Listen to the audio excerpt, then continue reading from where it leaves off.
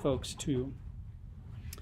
All right, so to get going here, it can be assumed that you're going to get your audio in from any of a number of sources. If you don't have any dialogue, good to go.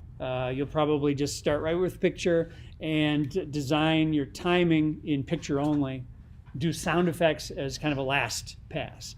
So this will be the reverse of that, which is I need audio in order to see how many poses I need, for example. So dialogue scene, somebody talking, we're going to detect acting beats, emotion changes, poses, and we kind of need those things in order to guess the timing. You could be thumbnailing these things on cards and know, well, this is this line. They need to say it this way. We want to see it in a close-up. We want to see it in a medium shot.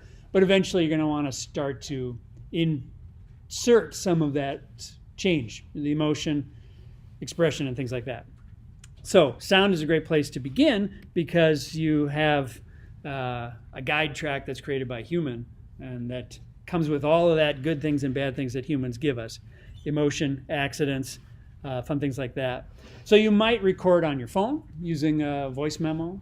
The mics on those are incredibly good, obviously, to the point where you don't want one in a room with you if you're a politician who works for the government and are telegraphing secrets to other countries, because it's very good at that. But even something as simple as a QuickTime player on the Mac comes with the ability to record not only picture, but sound recording too. So under File, New, Audio Recording, you can see I've got it here. And it's currently automatically set to my microphone, so it's hot. If you had a different input plugged in, it would hopefully recognize it and you'd be able to choose it here. So if you had a USB mic, that would be evident in this little triangle drop down right there.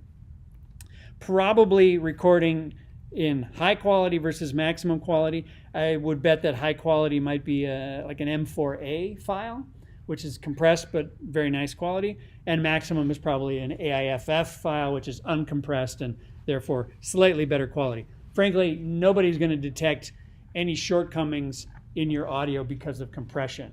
The big faults in audio are going to be I didn't record it right in the first place, I didn't manage my levels in the mix right.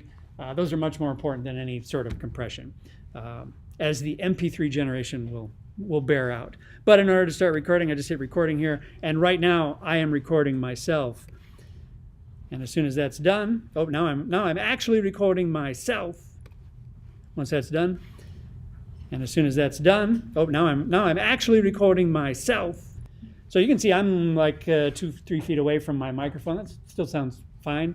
And it seems like the levels are pretty good. Obviously, I'm sort of theater projecting for you here, but just save that. And those can get imported into your audio editing program of choice. Perhaps your audio editing program of choice is Adobe's Audition. Audition is part of the CS suite. So if you have one, you have all of it. And the Adobe Audition is just for audio. Multi-track is its sort of strength. You can have as many tracks as you want, and generally tends to handle them pretty well. Audio is one of the things that you don't need a super heavy lifting computer to be able to do pretty high-end things with. So because the files are relatively small.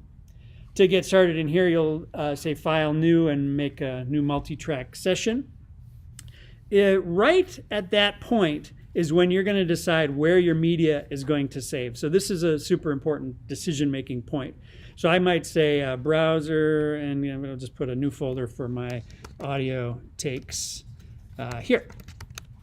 So that I know I can find it later. Any media that I generate in here is going to get recorded and saved into that folder. So when I say OK, boom, boom, boom, got a lot of tracks here. Not a ton, but sort of ready to go. And each one of these has mute, solo, and record. So to start recording, I just hit the R button there. And to actually roll tape, as it were, just hit the record button at the bottom. And as you can see, I'm getting a live example of my levels there. This is what's called a waveform. I was going to say histogram, which would be a picture, of a picture, but this is a picture of audio. Notice the highest stuff can peak out at the top. If you see it flatlining there, it's probably a little too loud. And if you see it kind of sitting down here, it's probably not good enough. So you want to, something where it's a little beefy. Now, obviously, your characters aren't always going to be shouting. So a whisper, you would need to record with some proximity, get the mic close to them. Yeah, Brandon. So the 0 line, let's say, is like the blue one. What's the yellow line above that? Okay. Is that like optimal sound? So are you talking about this No, like indicator? in here. wave-like thing. Okay, so this blue is the middle line, Yep. and it's actually for panning. Okay. When we put keyframes on here, you can pan it off to the left or to the right. Okay. And then the yellow one, I think, is the levels. And it's sort of set at a default there, but you can raise it up and lower it from there. So what's that do? It will make it play back louder. Oh, okay. Right. Yeah. Okay. So I don't have any control over the quality of my microphone because it's a built-in mic. This is how I make it louder. This is how I make it quiet. This is how I make it quieter. So if you had a machine where levels was a control, you would be able to, oh, that guy's getting a little loud, I better turn it down. Otherwise, it's kind of, you either take it again or maybe you push them away from the mic or something. So we're in a situation here where we don't have any ability to ride levels while we're recording, but we have lots of ability to fix it after the fact. So my peaks here where they're too loud, if I wanted to, for whatever reason, keep that great performance, I could put in little dots right on that line and temporarily lower it during that. So that's just a little dodge tool there of sorts, and we should be able to play that back. Picture of audio. Notice the highest stuff can, so yeah, it works. It works to do that. Likewise, you could obviously do a performance where you could be talking to yourself. So if you don't have anybody to be able to perform with you, get down on another track and do the next character's line and do it in a different style. You could really finish your audio in here. But I'm going to urge folks to kind of do it in Premiere because I think we can do all the recording there. We can do all the editing in there. We can do as much EQing and effects sorts of things as we would need to do in that program. And then you've got your picture side by side. So timing, you're not sending it out. Oh, gee, I wish there was a longer pause. Going back in here, adjusting the timing, outputting it again, importing it to your picture. So this is good for initial recording, but maybe you don't use it for final stuff. Very powerful, though. Lots of effect stuff in here. Compression is something you might consider to give it some heft. There's also EQs in here, but this is sort of a program that assumes you know how to use these things. Whereas Premiere, the audio is dumbed down just enough for video people. So that's why I think you're going to enjoy it in there a little bit more. However, if you do decide to export out of here, because you say you've recorded it all in here and it's perfect, you'll go to File, Export, and then you're going to mix down a multi-track session, the entire session, meaning it'll be the entirety of what you've recorded, and then you can put it out as one of a number of different things, not the least of which for you guys would be an MP3. I think an MP3 is fine for Photoshop particularly because you don't want Photoshop to have to try too hard with audio when that's not its strong suit. AIF would be great for any of our other audio programs, or WAV. So AIF, if you're on Mac, is pretty typical, and WAV is the Windows side equivalent of those. So lots of stuff on this program elsewhere, lynda.com and so on. But if I'm only doing like a VO thing, sometimes I'll go into here. But we're going to do something that involves picture. So that's where maybe Premiere is the best tool. So I'm going to close my current project here and start the way you guys would see it, which is a blank slate. Upon arriving, we'll see a splash page that allows us to either open up something we already have or create a new project. So I will make for you guys a new project. Once again, we get to choose where are we saving our media to. So I'm going to actually set this to my edit folder on the desktop for a change. And we can leave everything else because everything else is something that we can alter once we've made document.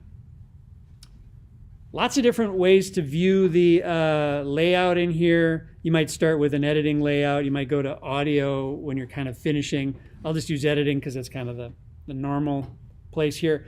It looks kind of empty and sort of maybe intimidating in its blankness, but on the bottom left here is a sort of media browser. Bottom center is our timeline, and top center is where we'll see program, the actual video itself. Here's where we need you to make the right decision up front, and I'll tell you what the decision is. So we're going to make a new sequence, and it's at this point that if we make the wrong one, it F's up a lot of stuff down the road. So we said that for our final, we'll end up with a 1920 by 1080, 24 frames per second piece of video. You're working in Photoshop or scanning cards, so we want what's called an aspect ratio, pixel aspect ratio of square pixel, or 1 to 0, 1.0.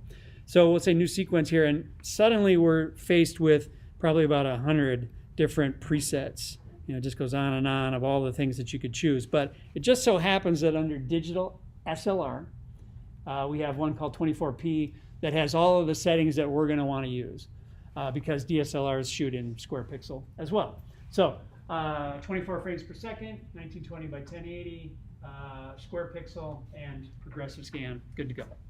So make a preset with that preset and you should be good to go. And if you want to rename it something that makes sense to you, that's good too. So you can see that I have what is here an icon for a sequence, and now there's new stuff over here in sequence land. There's 3 video tracks and only 3 audio tracks at the moment, but that's something that we can continue to add to. So if we want to get rid of 2 video tracks because we know we're not going to use it, that's something we can do. We can also add tracks. I'm right-clicking in that field there. So maybe I add 0 video tracks and add 3 audio tracks, and now I've got a little bit more of a mixer-ready scenario here. Note that several of them have a little highlight. That's so that when we get media up here and we start dragging things in, these are the target tracks, the tracks into which that media will go. But if you also look on that audio track, at the tail end of it is a little microphone icon that says voiceover record, and that's where we're going to be able to do our audio directly into here. Thing you want to check beforehand is to make sure your audio is set up right so you don't have somebody acting into a void where nothing gets recorded. So you go to preferences and say audio hardware. And in my case, MacBook Pro microphone is correct. If I had something plugged in, it might read differently. And for us to hear it through our speakers here, it'll be DisplayPort, but you'll have either headphone jack or laptop speakers as your options there. So I'll say OK to that. And now when I hit record down here, it gives me a little countdown, just like I'm in a studio. Hear that feedback? So it's weird to talk with 2 of us. I'm going to turn that off temporarily. This is where headphones would come in. You don't want the actor to be able to hear themselves, so I would instead say speakers. And then hopefully it'll be too low to detect. Let's see. Is it happening now? Do I hear myself? I don't hear myself. It might be, but it's not present. One thing that you might notice is that it looks like it's not doing anything. If you hit stop, we'll see that it is. And the waveform is there. You can see my click, my slap. And it's not super loud, but it seems to have been recorded with the approximate quality of what we saw in the other program. Again, we have a sort of volume slider here if we wanted to raise the whole thing up equally, or if you use the pen tool here, you can start to put in little things to be able to control volume over time. One thing I forgot to mention last time that I should is if you ever want to fade something out, that's a default transition. So a piece of music, you can just select the tail end of it and hit Shift D. It automatically puts in a fade, which you can change the length of if you want. So there is some audio, and it's in there. And let's kind of hear what it sounds like. Now I'll switch back to hearing out of the hardware. DisplayPort. Okay. And okay, so this is something that I've seen happen before too. If you find that you've lost it, check and make sure, and I actually clicked on a solo here. Now it'll come back. Is it happening now? Do I hear my... Sometimes it'll just stop playing magically, then just do like a mute and an unmute, and it comes back for whatever reason. I don't hear myself. It might be, but it's not present. So I think that sounds pretty good, but it doesn't sound particularly movie-ish, particularly beefy yet. So I think there's some leeway there where we can get a little better sound out of that. What exactly does solo do? Solo allows you to hear only the track that's indicated. Okay. So yeah, if I had 10 things and like, what track is that? Solo it, go, oh yeah, it's the background noise. Okay, yeah. So mute everybody else in one click. So what you guys will probably do, and I recommend it, is you'll get as good an audio recording as you can out of the hardware that you've got, and then look for ways to improve it in post. And the main one here is when you're in your regular editing setup in Premiere, you'll see a tab called Essential Sound. If I don't have a clip selected, I won't see any options for it because nothing is chosen. But if I choose it, it goes, it ungrays, and then I can see a bunch of different presets. So unlike Audition, where you need to know how to do all of those tools, I just wish he sounded better. There's some make better buttons in here. So for example, balanced male voice would be probably an improvement. Is it happening now? Do I hear myself? I don't hear myself. Right? It's got a little heft to it. Let's undo that. Is it happening now? Do I hear myself? I don't. So kind of got a little closer, got a little deeper. There is a preset on here for telephone. Happening now? Do I hear myself? I don't hear myself. So sometimes you need that instant gratification there. It's a good thing. How about make close up? This is one that will do just like it sounds. It'll suddenly that character that might have sounded a foot away is now 6 inches away. Is it happening now? Do I hear myself? So it's a levels, it's a bassiness thing, and maybe it's too loud. Let's take a look at the meters here. I don't hear myself. See how the peaks are coming red there, and we've also got a lot of room in there. So sometimes it's too much. If that's the case, head on over here and see what else could be done to it. I might just take some of that level down because it got a little too loud. Let's see. One thing that you might notice is that it looks like it's not doing anything. So even just coming down you might notice 6 dB here. Is that it looks like it's not doing. Let's undo that, and let's see if we can get some of that hum out. Now, do I hear myself? I don't hear myself. So you hear the room that comes in. So this is a real common one. No matter where you're recording, there's HVAC noise or whatever. Under Repair, under this tab, you'll find Reduce Noise, Reduce Rumble, and De-hum. Now, I made the mistake last time of dialing noise to the left. You want to increase noise reduction, so you raise it to the right. So if you hit reduce noise and you go to the left, it's not getting less, it's getting more. Now, do I hear myself? I don't hear myself. And it's happening now? Do I hear myself? I don't hear myself. So that didn't do it. And you can actually see it on the waveform there. See that kind of thick band? That's all room noise. So reduce noise didn't do it. Let's see if reduce rumble does it. I don't hear myself. A little bit. Increase it. Myself. Not so much. Let's see if it's a de-hum situation. Don't hear myself. Definitely, right? See it go. It might be, but it's not present. So that didn't seem to wreck the chestiness of that performance particularly, but it did get out that kind of air noise in there. So you might experiment. It's very easy to do it. Just turn them on and off. You may find yourself using all three, but it can get, if you do too much, it can start to sound like he's in a coffin. Is it happening now? Do I hear myself? I don't hear myself. And anything that we got with our bassiness is suddenly kind of stripped out of it. So it's real easy to overdo. If you record something with a ton of noise and you try and fix it, it sounds very canned. It sounds like strange. So you might just find yourself re-recording it to make it better. Weird things that you can do. I don't. there's all sorts of filters, just like we saw in Audition.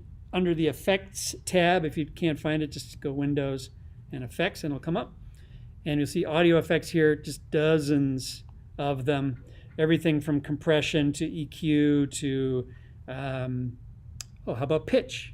Pitch is fun. Pitch shifter. Let's say you're, I'm just clicking and dragging to the clip there. Double click on it, launch the Effects tab, and you'll see down at the bottom your pitch shifter. You can change the controls for that here. So let's say you're the only actor you could find and you want to vary up your voice a little bit. Is it happening now? There's normal. Let's. Is it happening now? Do I hear myself? I don't hear. Is it happening now? Do I hear myself? I don't hear myself. You can go too far, obviously. So if you have a demon, you're kind of set to go. If you have chipmunks, you're set to go. Myself. It might be, but it's not present.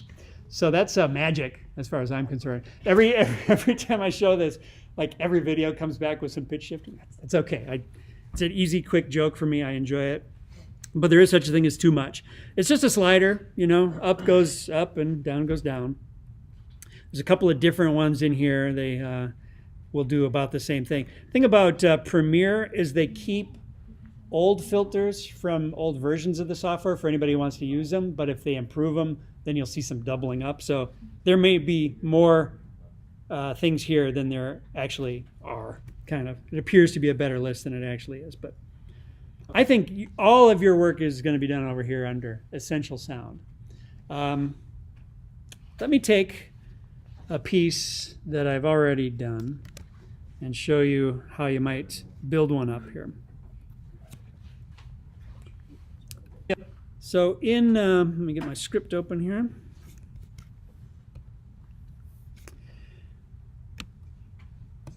So as you might be aware, based on the way I talk sometimes, I was kind of into Monty Python. And I found a book that had some of Graham Chapman's unused screenplays. And they were planning a movie in 1970 or something, that was going to have Ringo Starr and Keith Moon from The Who and a bunch of other stuff. And one of my dream projects is to do that as an animated film with, do it up properly and see the way that could have been done in the 60s. So here's a clip from it where Ringo is talking very much Python style to an unseen narrator. So I recorded this. I watched some Ringo footage and tried to get my impersonation down, and then did my best kind of somewhere between Graham and John Cleese kind of narration character, and recorded those solo like a fool in my basement by myself. My family's used to it. And what you end up with is maybe a long take like this where, once again, ladies and gentlemen, we begin to record. Let's see how it goes. I'm going to try to avoid the popping I heard in the previous example. Once upon a time, a long time ago. See if my levels aren't super good. Ages. So long ago, So that was my second take. I was trying to kind of stay in character. I take a second or two at the beginning to try to get back into character before I start the lines. Let's zoom out a bit. Anyway, this person who was extremely boring and uninteresting worked in this dull, drab office. It's impossible to say how appallingly dull and boring it all was. Okay, so let's say I like that section. What's nice about the waveform is you can go, that's the beginning of that take, that's the end of that take. So let's just make a new sequence here of the kind that we're used to making here. So File, New Sequence, and my preset is fine. Open it up. I'm ready to start editing. I'll try to get in here to make my fields a little bigger so we can see what we're up to. That would be my video field. There's an audio. Okay. And we don't need quite so much space showing for video, so I'll just kind of shove that up. Okay. So there's my take. Find the beginning of it. Hit the letter I. That's your shortcut for in. Anyway, this person... And then find your out. Was. And O is the shortcut. I and O, in and out. And then when you like it, click on this little icon right here. It looks like a waveform. And it's to drag your dialogue into the timeline. You can either put it directly in a track, or you can drag it across to here, at which point it will put it in the first sort of designated track here. Anyway, this person who was extremely boring and uninteresting worked in this dull, drab office. It's So did impossible. you hear that? So I did kind of a upper class sniff. Let's say the director said, I hate that, let's take that out. So we got to find it. Dull, drab. What? So what was this for? The name of the movie is Ajril. It's a unfilmed screenplay for a Ringo Starr movie Okay. by Graham Chapman. It's mental. Okay. It's totally mental. I'll bring you the book for it. Yeah. So step one is to find the sniffle Worked in this dull, drab office. And if you get in here real tight, office. drab office. There it is, office. And there's the sniff. It's So we want to, he needs to have the air to breathe, but we don't want the snort, right? So there needs to be a certain amount of space there for him to have taken a breath, but we want to get that snortle out of there. So the cut tool, the razor blade tool is C. I remember that because it's cut. And then maybe this is kind of probably a little intake of air, so I'll keep that. Cutting on both sides of that. My move tool or selection tool is V, just like in pretty much every Adobe program. Select the offending bit and just delete it. So now as we zoom out, that's the minus keys there. dull, drab office. It's impossible to say. So it's gone. Now it's a little quiet, Drab office. and that might be partially my levels here. It's impossible to say. But it is also a little under where I want it to be, so I'm going to do some processing on that. Let's check that pause again. Drab office. It's impossible. So there's room there for him to have taken a breath. You could leave it there, or you could say, well, what if we shorten that by just a little bit? One way I like to do that is to select it and holding down the command or control key, just nudge it with the arrow keys. So you're moving it a frame at a time. Instead of trying to pick it up, because sometimes it'll stick to something else, because snapping is a default in there. Drab office. It's impossible to say how. So maybe that's fine. And then we'll go find our first line of Ringo, which is, look, just leave it to me, will you? So head on over to our Ringo takes. I think I was better on my last one, so. Good. How good was he? So good. Done now. Can we get on with it? Yes, you have. You are. Well, I'm glad to hear that. I've been hanging around here for hours. I'm glad to hear that. I've been hanging around here for hours. Look, just leave it to me, will you? I think that's the one. I started to get upset with myself because I was sounding more like Michael Caine, so there's some swearing in this file. I just want intensifying. Look, just leave it to me, will you? I think that's the piece I played. Let's double check that. Look, just leave it to me, will you? So then just drag that into the next track. And what's nice about this, if you are your only performer, is they can talk on top of each other.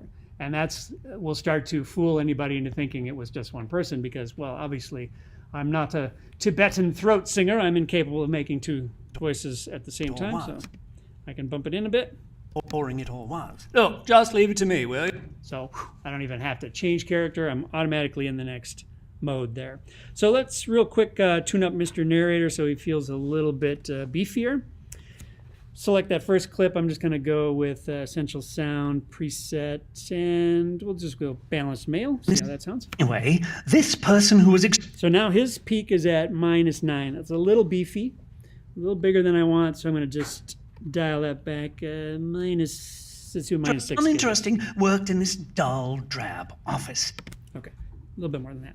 And if I like that, Interesting worked in this dull. which is okay, I can apply that filter as it is to every clip that I want to apply it to. So I right click on it and say copy, which you would think would copy just that piece of media, but in fact is also remembering attributes, paste attributes. So if I had changed the volume on a clip, paste it on anyone that you want to do the same thing to, now all of that recording is corrected. That would be under attributes, volume, if I wanted to change the panning. But in here, I'll just do the selections from Essential Sound, and now the second clip has the same filter. It's impossible to say how And now let's see how Ringo is in it comparison. all was. Look, just leave it to me, will you? So he was recorded a little closer, And he sounds, I think it's appropriate that the narrator sounds a little canned and that Ringo sounds like he's in the room because he's human and in the space. So I would keep going and continue to do that and perhaps import other stuff. So if you're on the hunt for sound effects for free, which you are, because sound effects are expensive otherwise, there's a place called Sound Dogs.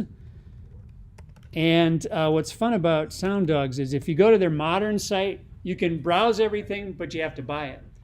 But there's a thing here called Retired. Sound Dogs Retired is a whole site where all of this stuff is accessible and you can download it. They hadn't yet figured out how to keep people from downloading MP3s. So office interior, interior. You type that in and say, all right, let's go preview some of those. Oh, that's a prison. Well, I guess that officers. So you got to be careful with search words, different things for different people. Office atmosphere.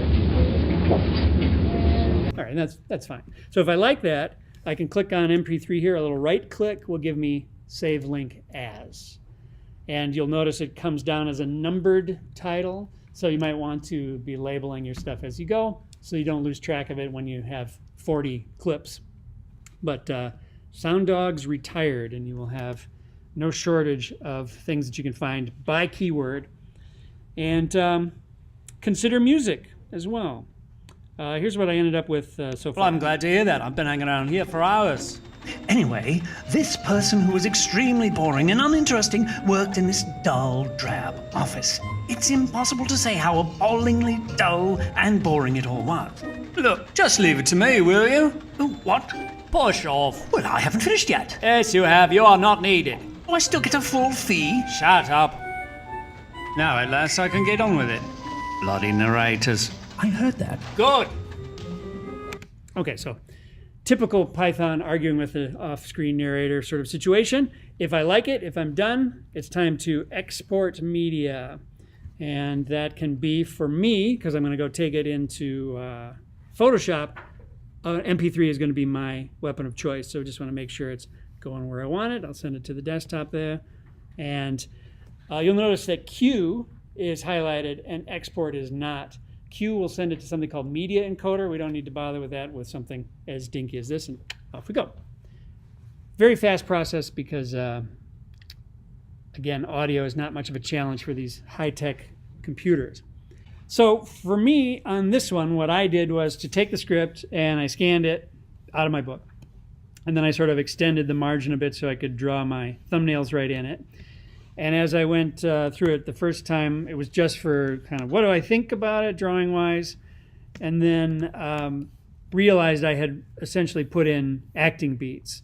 So I labeled them here for everybody's edification.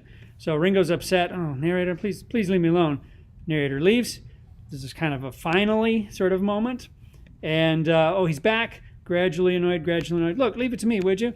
And increasingly, please leave attitude. Increasingly positively piqued. He's really mad. And then it's finally, though he doesn't actually sigh, there's this sort of, what can you do visually that would look like a sigh as a possible acting beat. And then as he's exiting, you know, you know how you sometimes in your mind you say a thing and maybe you don't finish it. That's what I'm thinking he's doing there. And then sort of and stay out kind of a moment at the end there to underline the exit. So that's my script. I have my audio. I have collected my Ringo animated reference. I don't think it would be as much as that, but actually the view, the type that I think it would be if Mike were to make his idealized version of this script would be actually, where are you at? There's a film that stars him and Peter Sellers called The Magic Christian, which is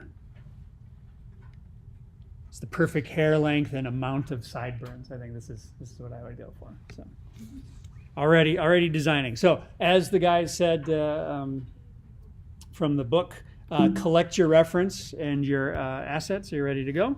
So I've done that, and now I'm ready to make my actual file that I'm going to use. So I'm going to go Command N or File New, go to my Film and Video presets and do the HD TV preset. Because it's 1920 by 1080 at 72, the background, and say Create.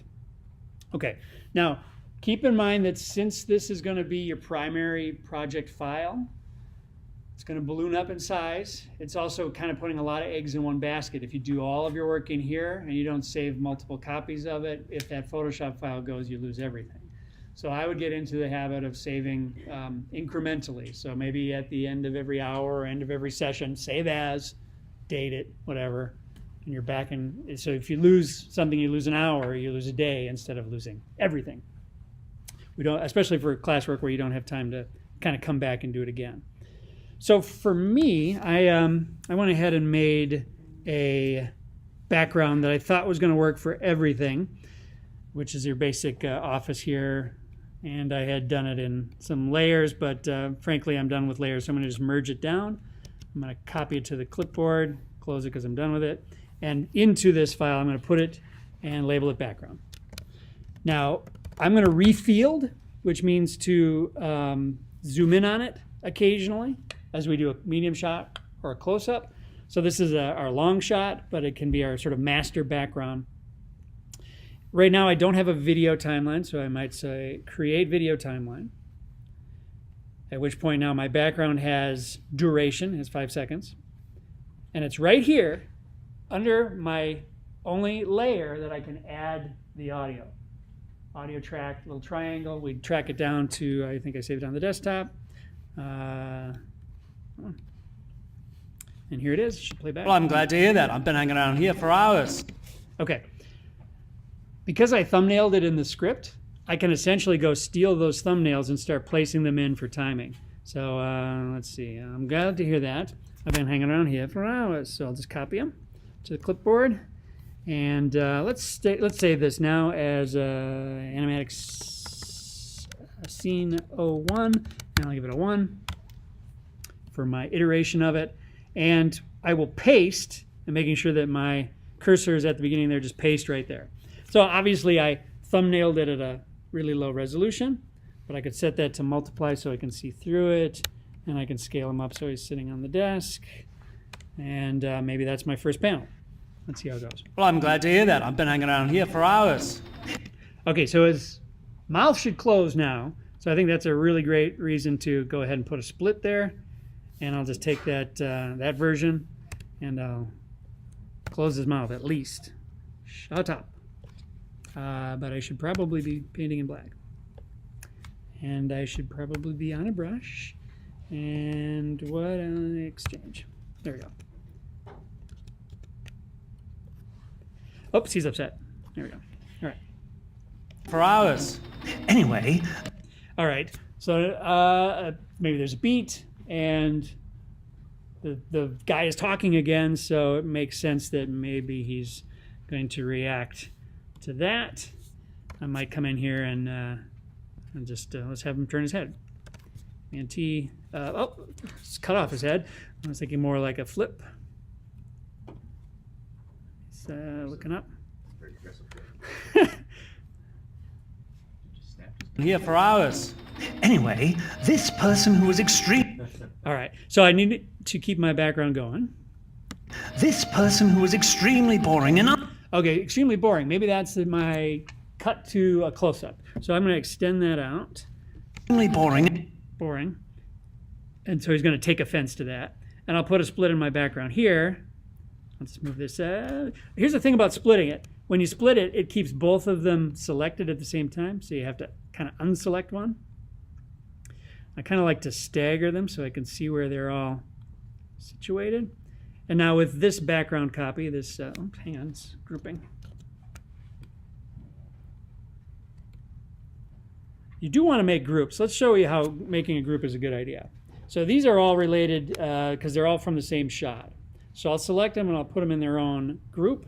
And now I have access to them here to edit, or I can dial them up and now have access to it as a single shot that can be moved through the timeline. Shortened, but it's not going to shorten evenly. So if you have a single image and you shorten it, okay. But if you have 3 images and I start shortening, it's going to just shorten that last one. So I have to be kind of careful of that. And something odd has happened here. Oh, just playback.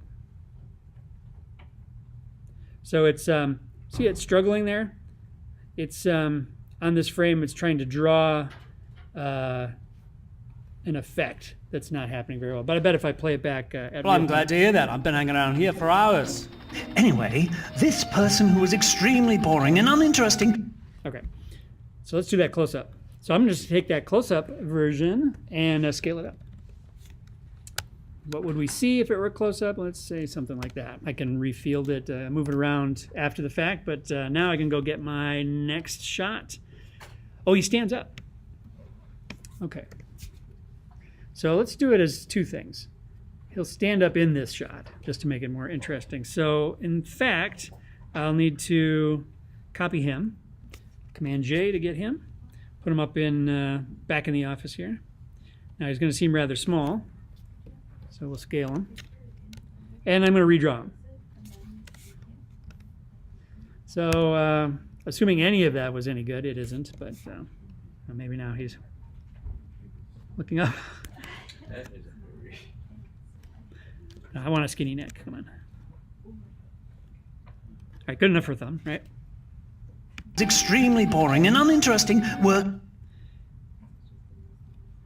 And then I can put those in a group and start building up my edit from here.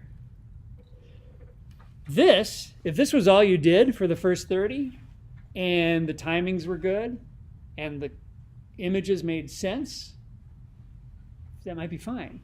And then as you're working on that second 30, you come back in and maybe we give him some legs. Maybe we fill him with some white. Let me show you how to deal with a fill in here because maybe you don't like the transparent look. Select a layer that's in the same vicinity. I usually select what's under it so that when I make a new layer, it's right there. And then maybe I'll just exchange over to white, get my beaver brush, make that brush a little bigger. Maybe white isn't the right choice here, but okay. Now, if I do that, you'll probably find that even when the expression changes, the next panel's not bad. If he does a dramatic change, then you probably want to do another split, change up the fill. But if you fill last, then all of that kind of redrawing stuff might go pretty quick, and fills are super fast. So I don't know if the fill was necessarily an improvement there. I hate my thumbs. Obviously, I want to go back and turn that into an actual person, but it's a list of things to do, like fix that. It's very high on my priority list right now. If we wanted to animate things, again, we talked about he could, I suppose, rise into this shot, which would be a little bit weird, but so there's his close-up. Here's him. Labeling these starts to get really necessary. If it's all called layer 1 copy, it's not going to do me any good. So I might say 011, 012, 013. Now I'm into, this is actually in the right group, I think. So what happens if he slides up into position here? I don't think it's the right move, but give it a try.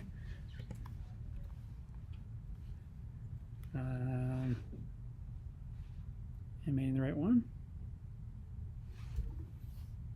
Oh, I just, yeah, there it is. Uninteresting worked in this.